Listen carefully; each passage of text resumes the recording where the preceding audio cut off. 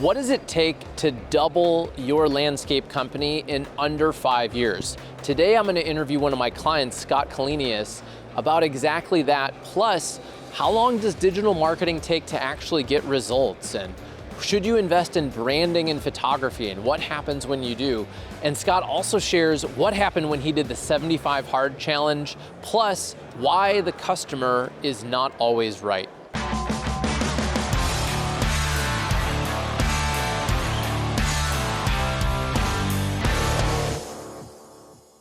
Hey everyone, Jack Justice here, and I'm at the Landscape Show in Orlando, Florida, where I'm presenting the Landscaper's Guide to Modern Sales and Marketing.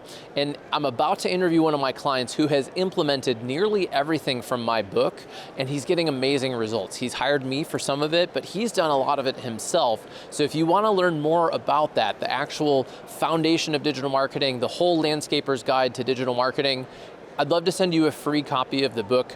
You can order one at treeofgoodfortune.com and see our show notes for a link. All right, everyone, welcome back to the Landscaper's Guide. Right now, I'm at the Landscape Show in Florida. I'm in Orlando, Florida, and I'm here with one of my clients, Scott Callenius from Forever Green Landscape Services. We met over 5 years ago. That's amazing. Right, so it was like 2018. When we met, you were just under $1 million in revenue. And I just wanted to hear where are you at now in your business, and how is what you're doing different from that time? Okay, so yeah, when we met, I was sub 1 million, and now we are plus 3 million. We had probably a couple trucks and a couple trailers, and now we have 11 trucks and almost 60 people and teammates, and it's an amazing journey. And we really focused in on our main clientele. I think you helped me personally a lot with identifying who that customer was, as you call it, the hell yes customer or hell yes client. For us, we realized hey, we just need to focus in on HOA work and homeowners associations, and we've been very successful to stay in that lane. Right, yeah, so that is your hell yes customer, these HOA communities, and you stopped doing residential work outside of the HOAs, right? Yeah, which was a big thing, right? So I remember texting you and saying, hey, I've decided to totally get rid of all of our residential work that I had done for a long time. And it was a hard decision, but it was really the best decision, and it was a way to focus the team on their energy and build the right team and assets and systems to perform at a high level. And then that became one of your 3 reasons to buy, which is that we only do HOA communities. Yeah. Right? Yeah, and then I could focus in on HOA management. So I've kind of changed from just taking care of one community. Now we manage their whole thing. We can manage their irrigation and their tree care and their landscape enhancements and their general maintenance. So it makes a big difference for a client, because then I can say to them, hey, look, we only do your type of work.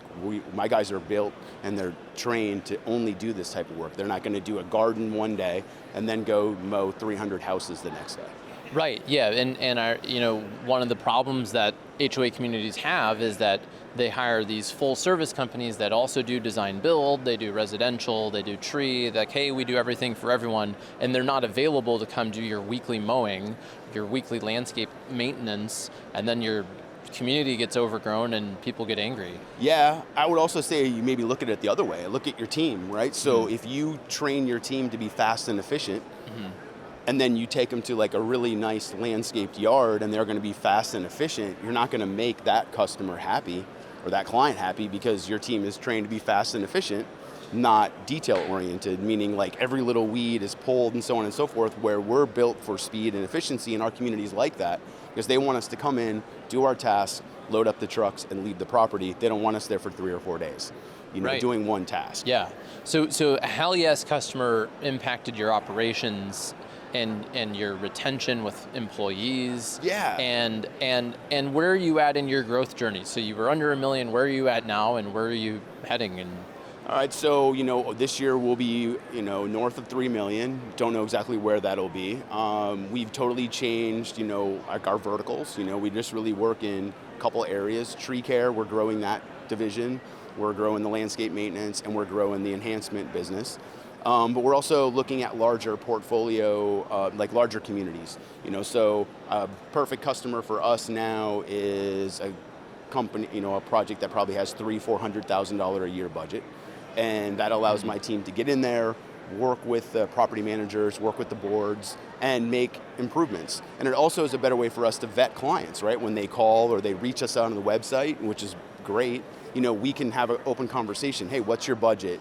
What are you really looking for? Are you just looking for someone to come in, mow, blow, go, get, super fast and efficient, but you want a less price? Maybe we're not the fit for you. Now, maybe you want that on a larger scale, and we might be the fit for you. We have some really large properties that my team gets in and out really quick. Okay, so you can be the mow, blow, and go team for a larger community? Yeah, absolutely, and we do that. But why is it harder for the smaller? Because you're really bebopping around. Like, you're going from, I see. one community to the next community to the next community. We kind of like to get in and do 300-400 houses by lunch, and then move on to the next. We do like large HOAs, large common areas. And one thing that's been really helpful with not only having our presence online, but having branded trucks, having branded teammates, being active on social media, posting like where you're working and stories and stuff like that, right, Jack? So it gets you out and about, is that now we've been able to take one property and then link another one to it, and then link another one, and we don't really even leave an area. So now what I'm noticing is we'll have like a whole corner, and we'll do maybe 3 communities in the same spot. And it looks awesome. It's a great sales point because the communities are like, hey, you do that one, and then you do ours, and you do the common ground. So then instead of them having 3 contractors, they have 1 contractor, and everything's mowed in the same time frame. They love that, Well, so a key thing here, though, is picking a hell yes customer, right? Because do you think you would be here if you were still out doing residential stuff? No, I think I would be wandering. I would think I would be figuring out what to do. I mean, do we all have problems and issues and things in our companies that we need to work on? Of course, we're always growing. But I feel like as we've figured out who we are, where we're going, and then we could figure out the employees or the avatar that fits that. Not everyone's built for speed and efficiency. Like sometimes our teammates come in and they don't last because they can't operate at this speed we're at. But then there's other people that are on it that love that. I have many guys that they just want to mow all day, every day. And it's great because they're fast, they're efficient, and they love to do that, and they get in and they get out. And I think that for my team, they enjoy that. They also enjoy the investment in the equipment, the new stuff. They see what's going, they want bigger, faster, better, right? And when you're doing private work, which I did for many years, it's a little different. You're dealing with homeowners, you're dealing with more personalities. Right. In our case, we're dealing with a manager, and then we're just dealing with maybe some client work order issues, right? But we're not necessarily dealing with, Jack and his wife's problems. Yeah. So speaking of work orders, so that's one of the things that we built into your website at the top is a work order. So tell us, what is that, and how does that? So that's been great. You guys built in the, a landing page, right? So you can click on the top of our site, you can enter a work order, you can go in there, you put your name, your address, your information, you can upload a photo, you can make some comments, and then that instantly comes to me and comes to my team. Now we've even taken it one step further with your help and the help of my team, where it's integrated right into our actual operational software, which is wonderful. So now in the morning when you open it up, there it is. Right. Here it is, where before it was like to the email and then transfer it to the other thing. Right. But now we don't do that. You built that. Well, yeah, and so this is a result of ongoing work together. And so you've done all of it. There are a lot of stuff that I recommend people do that I don't even offer as a service, like getting branded shirts, getting branded vehicles, taking quality photos.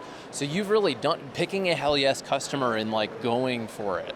And then we've worked together over the years, and we just through account management learned I'm having this issue of I'm getting texts from homeowners, I'm getting emails from homeowners, and I think that idea came out. I had the same problem, so we created a page on our own website where when we get a request for a website edit or for a whatever change, we fill out this form on our website, and it creates a support ticket essentially that can be routed to the right person, and now we're not lost in email.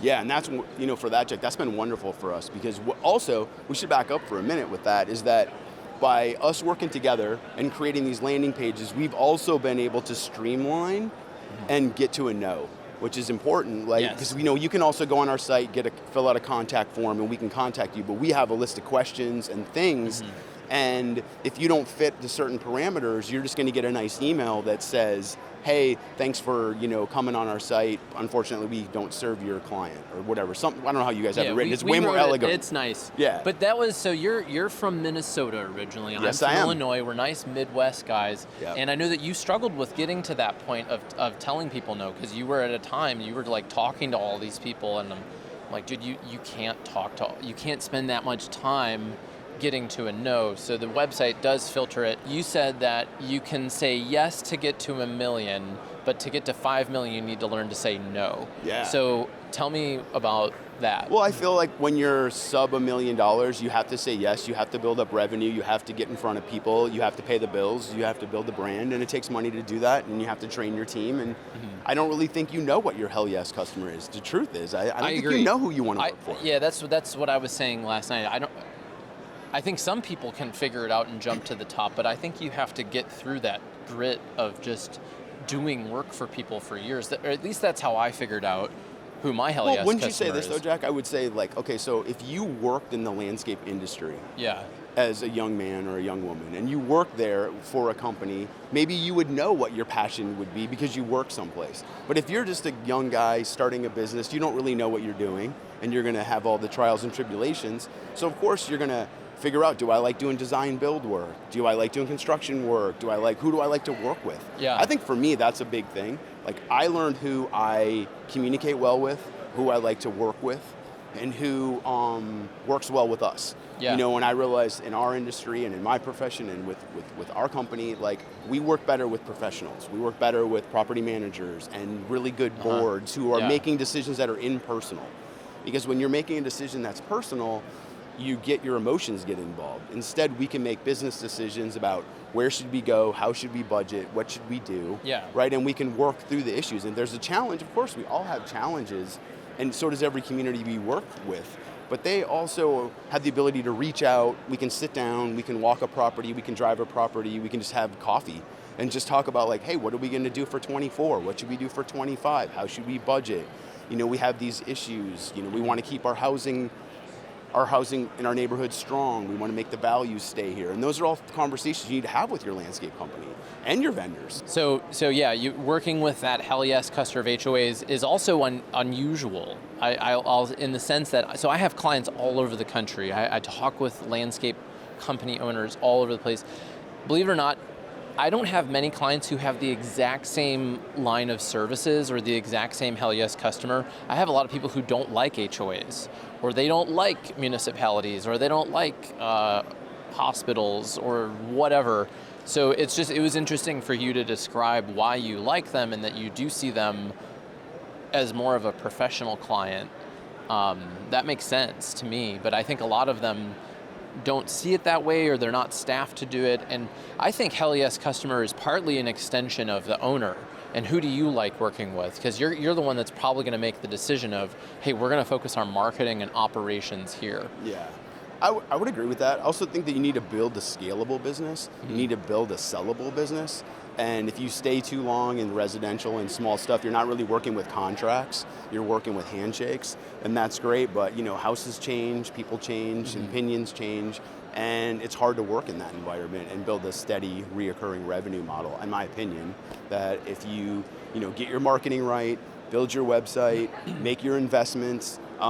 I think another point, Jack, that you're not really coming up with is that a lot of people don't realize it's a heavy investment. It's an investment to get into these types of jobs that, where they look at it like, well, I'll just pick up this small condo or this small community, but then I'll continue doing my 100 houses or whatever it is. And then they're growing in 2 areas, and then their resources are pulled.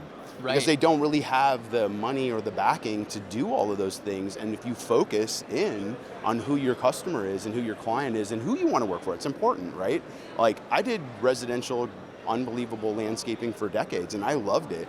But eventually it started to wear thin. You're on call 24 hours a day. There's always things going on, and you can't get away.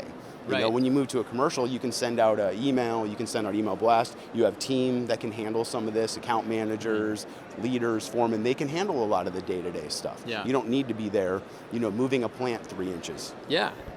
Well, so one thing people always ask me is like, Jack, how long do I need to do the Wild Frontier plan, or how long does this take? And the answer I tell people is it really depends on what you have, what's in your market, what kind of competition. Are you in a growth phase in sales and marketing? And so the answer is always different for people, but for us, like, we've been working together for like 4 years. You have this robust tree of good fortune. You've got all these different things. So now we're actually entering more of kind of a support mode for you. And that's cool. I feel good about it. So I just wanted to hear from you what that's like. And also, there was a period though where it wasn't working, and I had to come to you and be like, hey, look, this takes time. We need more time. And that's not something people want to hear, but now you're here and you're close to over 3 million this year, and you've done all of the right things. So I just wanted to share that story with people because it comes up. Yeah, for sure. I would say that when you build a new site, in our case, I think of it this way. So we had a bad site. We didn't have a good domain. We went through all that. So we started at the bottom, and you said, all right, Scott, look, everything you have is garbage. And it was great. It was perfect because that's what I needed to hear. You told me that. And then from there, it's the truth, And then what you said is, I don't like your domain, so we need to get rid of that. But then you were, you and your team was like upfront and said, hey, if you do this, you're going to have this low, what is it called? Domain authority. Domain authority. So for me, I watch that like every month. Like when your report comes, I look at that. And I see that thing going up. And it took a year where I was down low and we were getting some traction, and you were building our SEO and we were moving up the pages. But like that domain authority just took time. It took backlinks. It took communication. It took your guys working in the back. I'm not an SEO expert, but it was a lot of that. And I think anybody out there that wants to invest in a website, they have to treat it as an investment. You have to stay the course. You have to say, all right, I'm going to put X into it this year, and I'm going to put X into it next year, and I'm going to put X into it until it gets me to a place where I'm getting the type of leads I want, and it's built out the way I want. But it's not going to happen day one, hour one. I think a lot of people get emails. I mean, my email inbox is full with. I already know what email you're talking about, and I get it too. Yeah. And they're like, hey, we guarantee page one rankings tomorrow. Right. Your website is awful. I'm like, did you even look at what we do? Yeah. And they didn't. They didn't. And here's the thing. I said this to your team the other day. I said, I feel like it's an MMA fight. Because in my market, which is heavily competitive, I have a lot of competitors. Yeah. There's a lot of really good people that are doing what you're doing in the background. So I feel like there's times where we leapfrog over them, and then they leapfrog over us, and then we have to get on the phone and we got to figure out what do we have to do to leapfrog back over. And it's not easy. It's a battle. I think people have to realize that that's what life is about. Life knocks you down sometimes. You got to pick yourself up and you got to move forward. And the same thing's going to happen online. Don't look at it like, hey, they're doing their job. And you didn't know this stuff really before we I knew none of this. So I'm just highlighting that. Thank you for like reading the audit and reading the Tree of Good Fortune and like participating as a client, because it is like an MMA fight against these other landscape companies, and they've hired another agency, and it does take time. So there's a lot of different moving parts that we have to just be honest with people about. And yeah, it can take several years, but people are probably listening to like, wow, why does it take so long? Could it be done any faster? What do you think? I don't think so. I don't either. I think to me it's like a landscape. Like there are certain trees, and that's why I created the Tree of Good Fortune. Great book. Right. Well, thank you. But you're planting it and nurturing it, and over time it continues. It gets stronger. The roots. I talk about the links, right, and the soil. Like so, there's really like a landscape. There's many different things that over time take work to get that result. Yeah, and I would also say too that you change as a company and as a person. How many photos have we uploaded and changed, right? Because I've hired a professional photographer to come out and take team photos. So that all at your advisement. And that is a key thing, because sometimes people work with me and they're like, it's not working. I'm like, well, you have a 3-star Google review and your photos are 10 years old.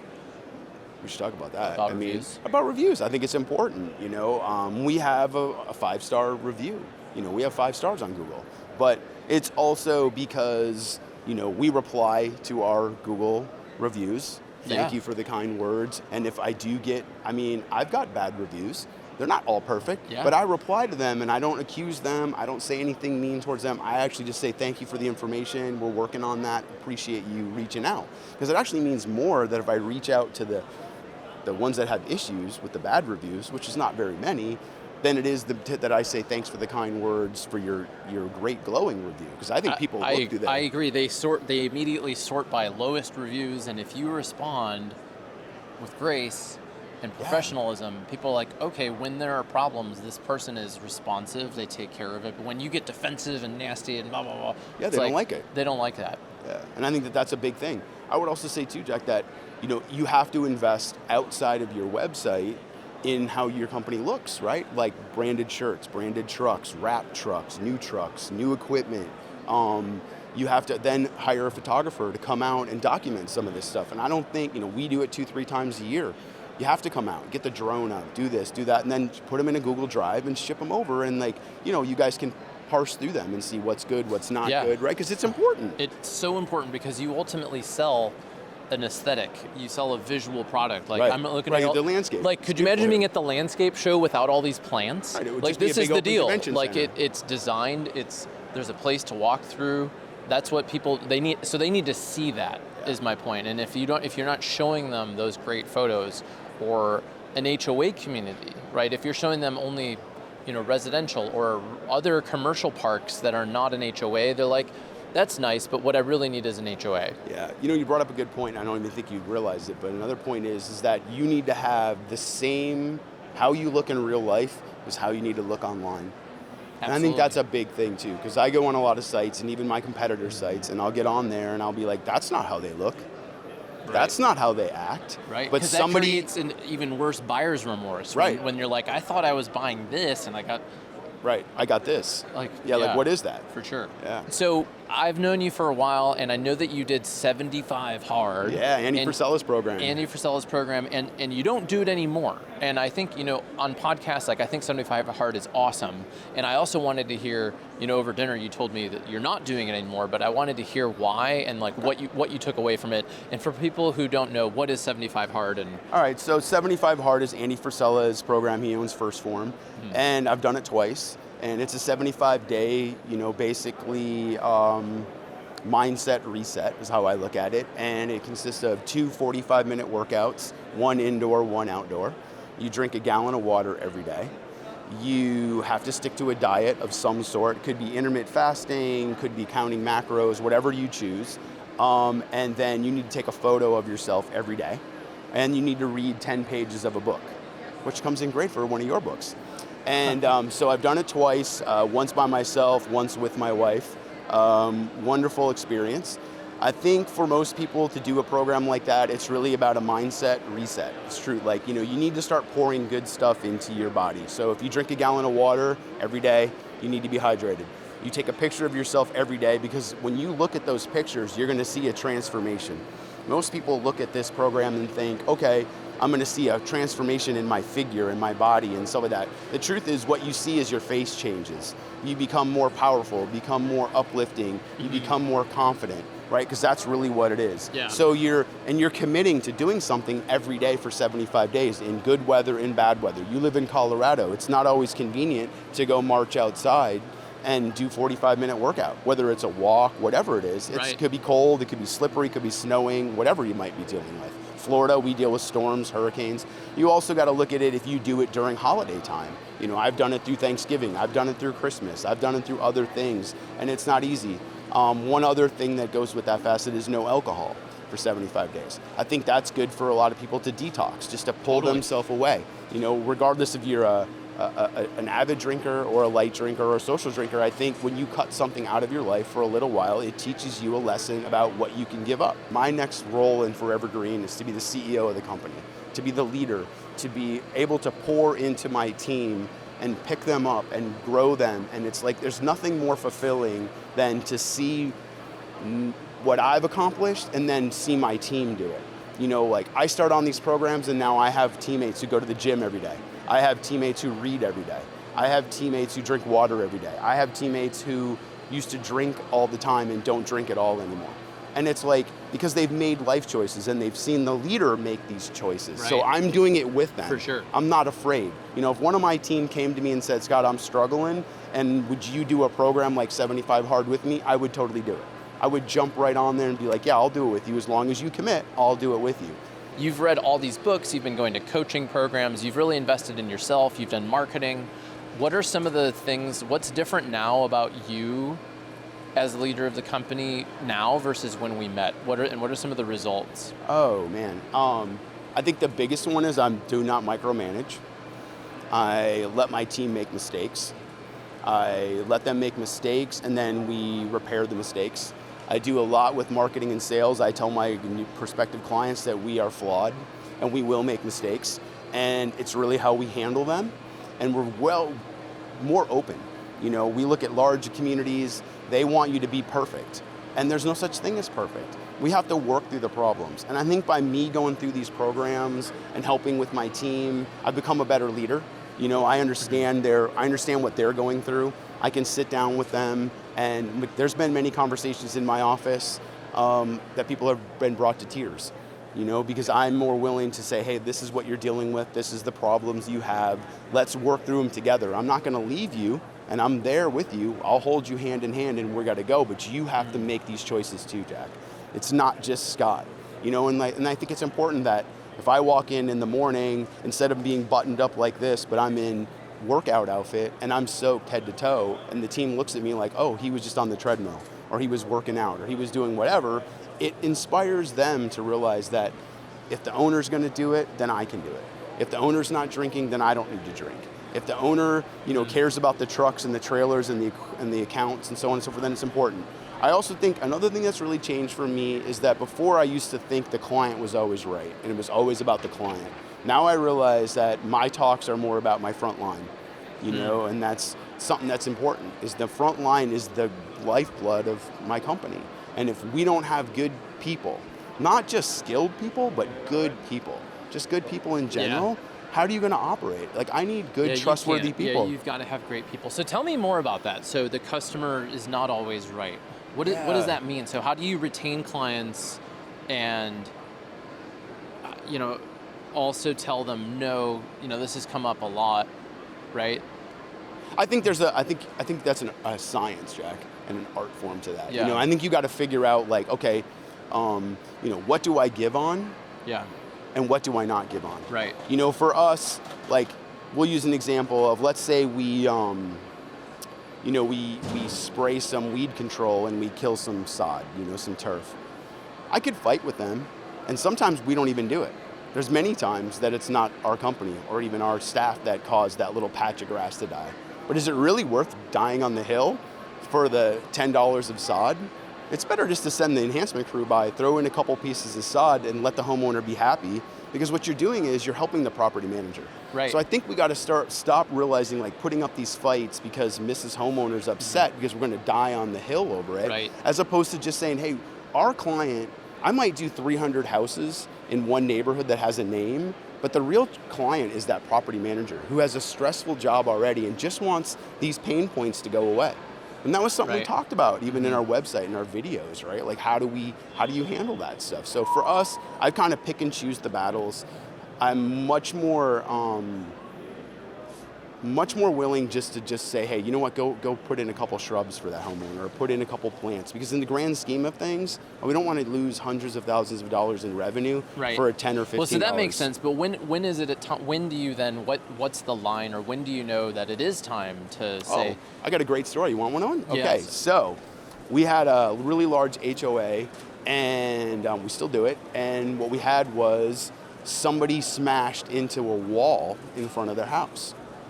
And it was like a retaining wall, not a landscape garden, like an actual wall with cinder block attached to the house. So I put my foot down and I said, there's no way.